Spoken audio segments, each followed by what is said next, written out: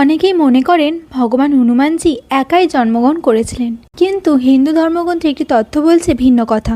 ব্রহ্মাণ্ড পুরাণ এবং বিভিন্ন পৌরাণিক বর্ণনা অনুসারে বানররাজ কেশরী এবং মাতা অঞ্জনার মোট 6টি পুত্র সন্তান ছিল এবং তাদের মধ্যে হনুমানজি ছিলেন জ্যেষ্ঠ, অর্থাৎ হনুমানজি আরও 5 জন সহোদর ভাই ছিল।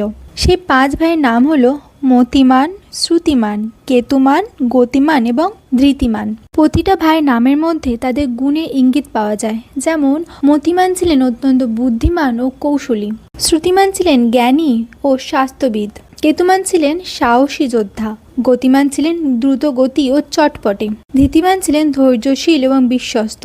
পুরাণ অনুযায়ী 5 ভাই পরবর্তীতে বিবাহ জীবন গ্রহণ করেন এবং তাদের বংশধরও ছিল, কিন্তু হনুমানজি ছিলেন ব্রহ্মচারী।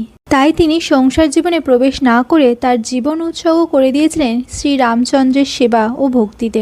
এই কারণেই রামায়ণের মূল কাহিনীতে হনুমানের ভাইদের সম্পর্কে খুব বেশি উল্লেখ পাওয়া যায় না। তবুও ব্রহ্মাণ্ড পুরাণে এই তথ্য আমাদের জানায় যে হনুমানজি শুধু শক্তি ও ভক্তির প্রতীকই নয়, তিনি ছিলেন 6 ভাইয়ের মধ্যে জ্যেষ্ঠ সন্তান।